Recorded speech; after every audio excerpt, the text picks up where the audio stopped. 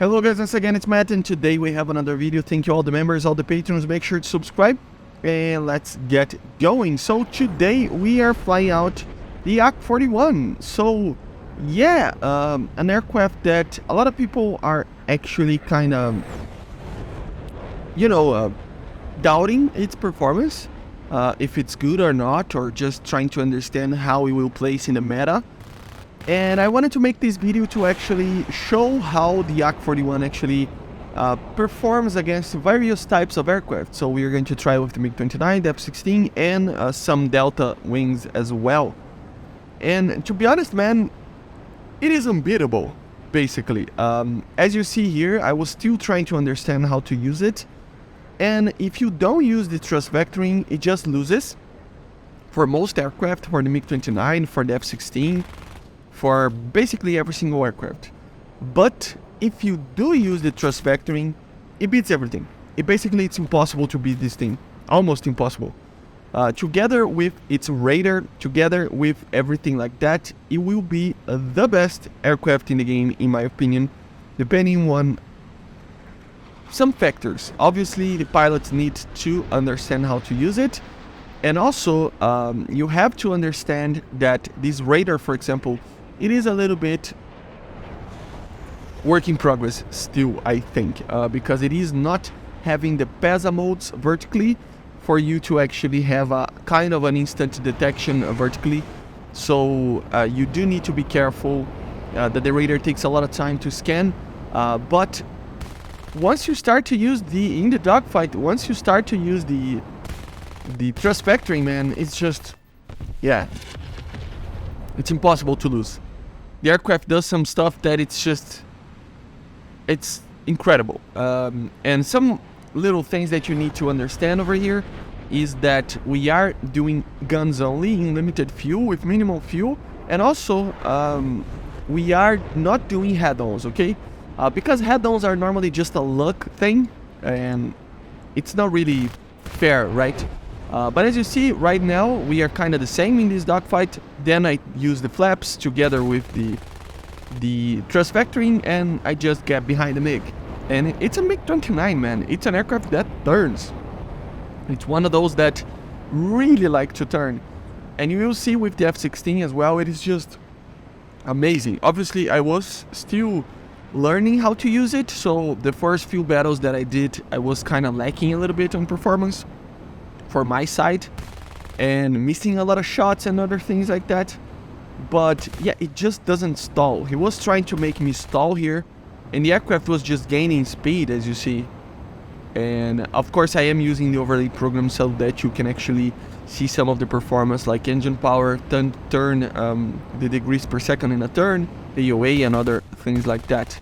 Missing a lot of shots there. He was trying to make me stall, as I said, but he cannot, right? The aircraft just doesn't do anything like that.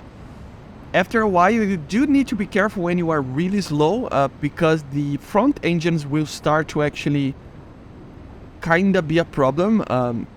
It will flip the aircraft sometimes and do crazy stuff.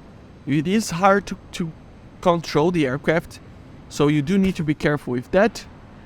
But in this case, for example, I just decided to go down and put the engine on the back as well, and just gain speed and run away a little bit from the MiG. As you see, the MiG acceleration is just amazing.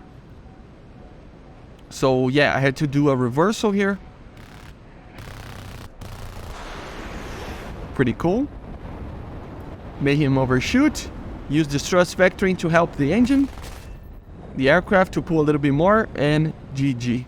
So as you see, this is the main thing. Now I started to actually understand how I am supposed to actually use this. And as you're going to see right here, look at this. Look at the amount of turn. I'm going together with the MiG, I damage it. And you do need to be careful with the thrust vector, because if you put on a little bit more than 50%, it just turns the afterburner off. So you need to try to maintain the afterburner to help. But still, it's see that? yeah, the aircraft just flips. That's because of the front engines there. That just creates an imbalance and you flip the aircraft. So you do need to be careful when in low speeds with that. But anything beyond that is just amazing. And use the flaps as well. Below like 800 or 700 or something like that, the combat flaps don't break. And they are really fun to actually use. Trying to use a little bit of the thrust vectoring to get the nose on the target. Then yeah, made him overshoot again. And done. So yeah, very easy. If you use the thrust vector, you can do basically anything. Here we had with the F-16. Initially, always the same. Very similar. He kind of passed it out a little bit there. The F-16 should have turned a little bit better, but still. Use the thrust vectoring with him actually overshooting me. Missed it completely, but with the thrust vectoring I can kind of like stop in the air. It's kind of crazy, man. And kill. Very easy, very easy. Another one. So the first one is very similar, as you see, is the normal aircraft. It is turning a little bit more without the thrust vectoring. In the first turn, it does turn a little bit in the single circle, but anything beyond that is just impossible for the F-16 to actually be able to do anything. Sorry about the Discord sound, by the way. As you see, trying to maintain a good AOA on the target. And the numbers itself, they are not incredible, but they are a little bit better than what the F-16 and the Mig-29 can do. So I think it's still going to be mainly due to the pilot. The pilot needs to understand how to use such a system and use the flaps, use the slats, use everything that he got. Then you can actually win. If you don't use that, you will lose against these aircraft, and they are very dangerous. As you see, he couldn't like fly slower and keep a turn, while I can, and that just makes it so that I can cut his corner and basically just be a little bit faster. The strategy is always the same, as you see. Put the engine down, put the flaps, and you just wait. You start to pulling a little bit more away, not by much, but you are pulling a little bit. And then here I decided to do a dangerous thing, but it turns so much that if I was going to do this with a Mig-29, I would have died for him. So it is very, very interesting to actually see such a thing. Here the same as before, he's trying to make me stall to see if the actual Yak can hold its ground against an aircraft like that. And it starts to wobble around a lot. It becomes a lot of just unstable. Really is unstable in low speeds. And I just decided to try to go for it, but yeah, I just flip it, the aircraft. So it is hard to control when in low speeds with the amount of power that the front engines produce, right? And you do have the strongest engine of the game in the singular power unit wise, you know. So you do have a lot of power to just maintain them on where you want. You turn a little bit better than them, you accelerate a little bit better than them, so you can do a lot of things. As you see, I turned the engine too much and it turned the afterburner off, but it doesn't matter. I'm trying to be a little bit slower than him. And as you see, I just make him overshoot. Why? Because due to the thrust vectoring, I need to create less lift than the other guy, the target, right?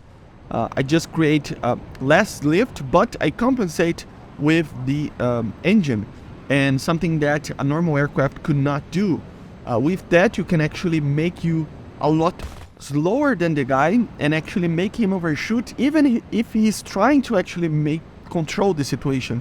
So even if he's trying to maintain on your 6, you are able to pull some speeds that he's just not able to, like for example 200 kilometers per hour without stalling.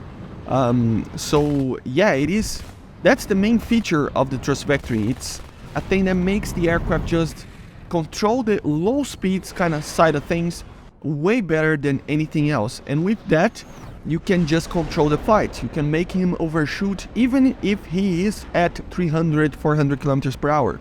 Something that it's just impossible with other aircraft. And that's the main thing about this aircraft. You will lose a lot of energy turning, as you see.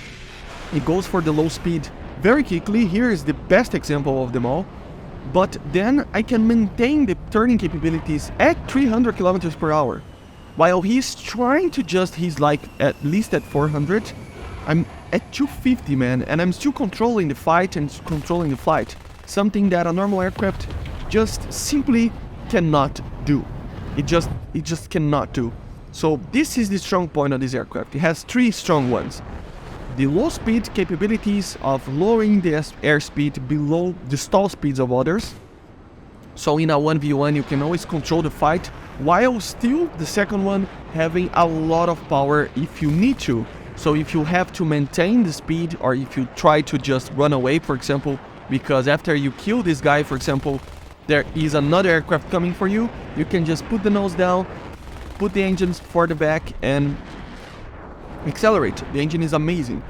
And the third thing that will make this aircraft really OP, together with these two things on the dogfight, is the weapon systems, basically. So the radar is one of the best radars in the game. It is still kind of capped, but still it is one of the best radars in the game. 85 degrees of lateral look, basically, with the radar, so it's just amazing. The range is amazing. And also the missiles together with the HMS, I mean, there's basically nothing that this aircraft cannot do. They even confirmed that in the future they will make space for something like KH-31 and other missiles like that. So in the future we will even see some guided missiles for air-to-ground. And of course it has room for improvements as well. In the future it can receive the R-73, it can receive the R-77, it can receive the R-27ET. So it is even future-proof because it's too good, man. This aircraft is probably going to be, in the right hands, the best aircraft in the game. Will it be easier to fly than the others? No. It is a very hard aircraft. It is not for everybody, okay? But I think if you have the correct training and just keep your head down and just try to fly it like you should, eventually you get the hang of it and you will be better than everything else. I still think that the F-16 and also the Mig-29, to some extent, they are far easier to fly, to get into and fly. So you do need to be careful with this single thing. And even flying something against something like a J-35, the J-37, the Vegan, the Draken. I mean, he's trying his best here to try to lose me, but he's just, I mean, it's the A variant. He didn't have the D variant or the F variant, but still, it's just amazing. An aircraft that can beat a Draken in the game, in a dogfight like this, in a raid fight. I think it's the first time we've seen that, or at least in the instant kind of situation, right? It's just amazing, man. This aircraft, it is the most powerful aircraft in the game, in my opinion. If it stays like this, we don't know if it's work in progress or not. Hopefully the radar gets fixed, because I want realistic things, even though I know the controversial comment like that, but still, it is just amazing, amazing, amazing. I cannot wait to fly the Mig-29 912, but this is my new favorite toy for the next patch. But anyway, make sure to subscribe, leave it in the comments what you think about the YAK-141, if it's OP or not, and I see you guys on the next one, okay? Bye guys, see you.